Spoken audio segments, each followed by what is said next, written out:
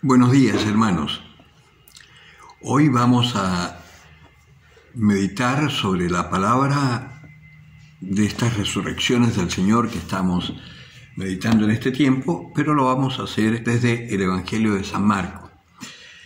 Y dice así: Jesús resucitó en la madrugada el primer día de la semana y se apareció primero a María Magdalena, de la que había echado 7 demonios. Ella fue a comunicar la noticia a los que habían vivido con él, que estaban tristes y llorosos. Ellos, al oír que vivía y que había sido visto por ella, no creyeron. Después de esto se apareció bajo otra figura a 2 de ellos cuando iban de camino a una aldea. Ellos volvieron a comunicárselo a los demás, pero tampoco creyeron a estos. Por último, estando a la mesa los 11 discípulos, se les apareció y les echó en cara su incredulidad y su dureza de corazón por no haber creído a quienes le habían visto resucitado. Y les dijo: Id por todo el mundo y proclamad la buena nueva a toda la creación. El que crea y sea bautizado se salvará. El que no crea se condenará. Palabra del Señor.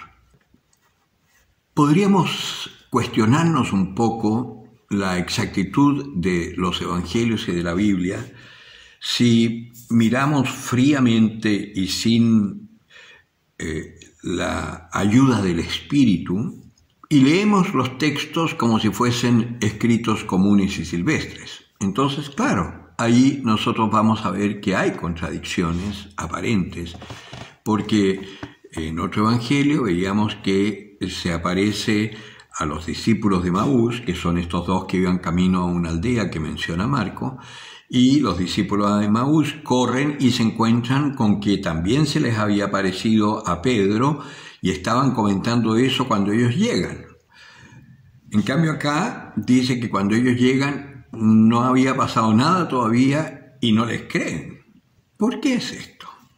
Porque la palabra de Dios tiene una particularidad, que le habla a cada uno en particular.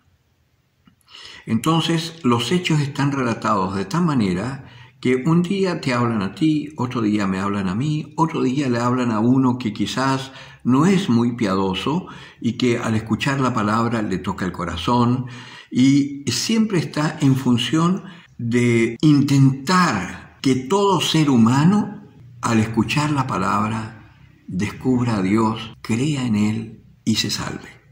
Entonces, los relatos están hechos de distintas formas que le llegará a distintas personas que tienen distintos criterios de pensamiento. Acá tenemos varias cosas muy interesantes. Primero, lo que yo les decía hace unos días. Este Jesucristo que a mí me impresiona, que hay tanta gente hoy dentro de la iglesia, incluso obispos y cardenales, que dicen que hay que actualizar la cosa, que hay que modernizarlo, que hay que ponerse al día, en un intento de ser así como modernos, progresistas y revolucionarios.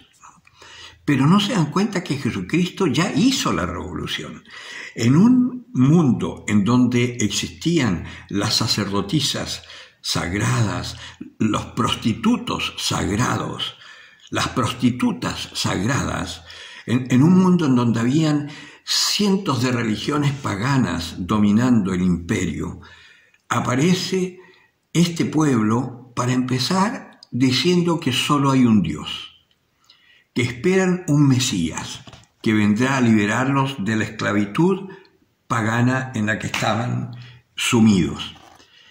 Y no solo eso, sino que cuando aparece este hombre que no reconocen como el Mesías, pero que dice unas cosas que cuestionan y que en definitiva se cumplen, que es, por ejemplo, destruid este templo y en 3 días lo reconstruiré, y son tan ciegos que no se dan cuenta que está hablando del templo que es el mismo, porque nosotros somos el templo de Dios.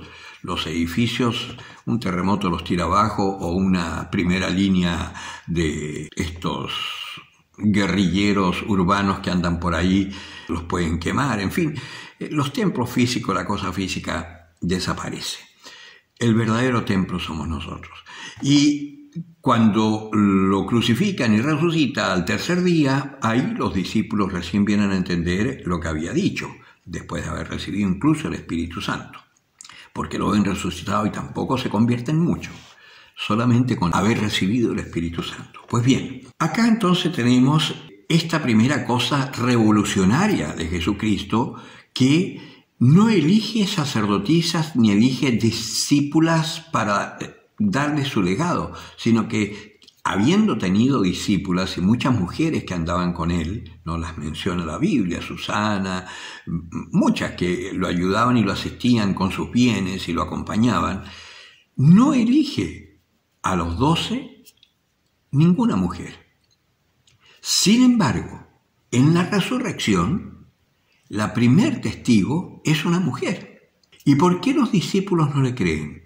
Porque por tradición, en Israel, la mujer no era testigo de nada, ni era creíble en nada. Cuando se le aparece a estos otros dos, les cuesta creer, aunque son varones, pero les cuesta creer porque les está hablando de una cosa rara, que al principio no lo reconocieron, o sea que podía haber sido cualquiera. Entonces les cuesta creer también. Hasta que al final acabemos que se les tiene que aparecer a ellos y los increpa por su incredulidad. Y en otros evangelios vemos que cuando aparece en medio de ellos les da terror, ¿no? Porque creen ver un fantasma. Y sin embargo, tiene un cuerpo particular, que también lo hablamos en otra meditación, y que es este cuerpo que el Señor nos ha prometido que recibiremos al morir, porque seguiremos siendo personas.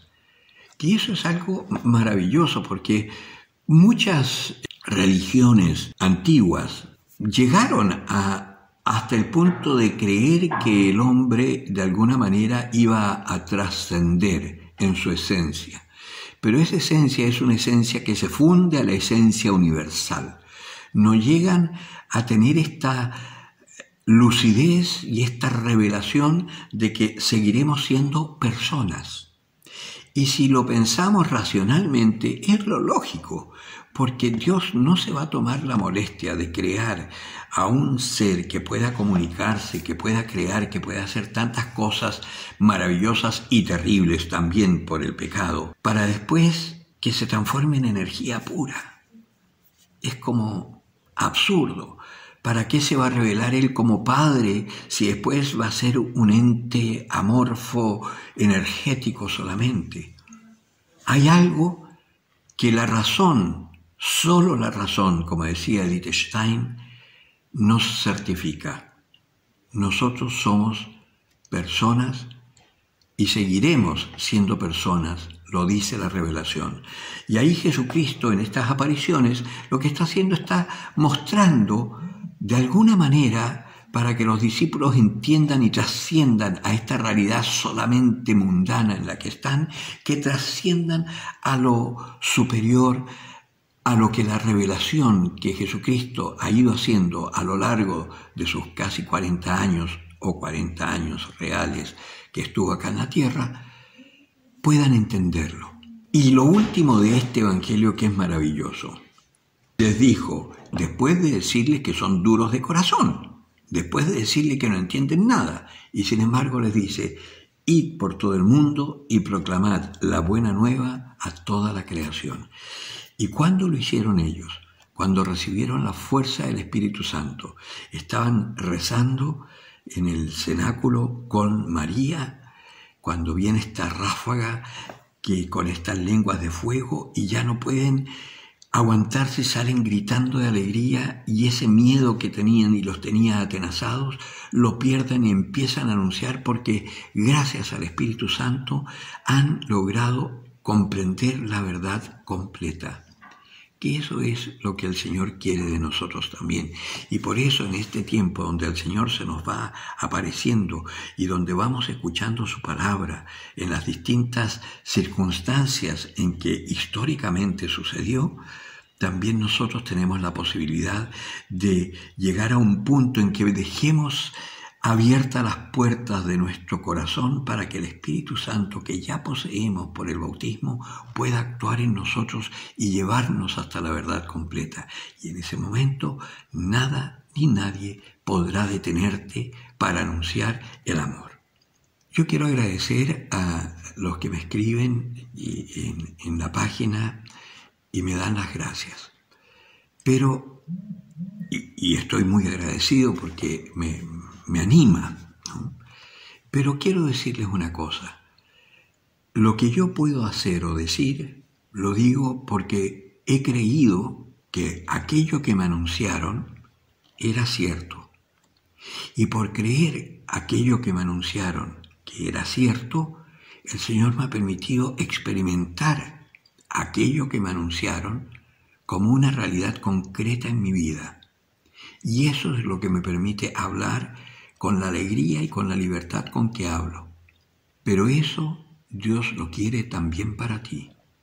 Porque acá no hay cristianos de primera o cristianos de segunda. Los curas no somos más que servidores de nuestros hermanos. Y por una gracia particular del orden es que si nos dejamos tocar por esa gracia, podemos entender la verdad y anunciársela a los hermanos para que seamos miles y no solamente unas pocas decenas, para que seamos miles los que anunciemos este amor a todos los hombres. Así que tú que me estás escuchando, anímate, porque también estás elegido. Tú que me estás escuchando, hermana mía, anímate, porque también estás elegida. El que tenga oídos para oír, que oiga.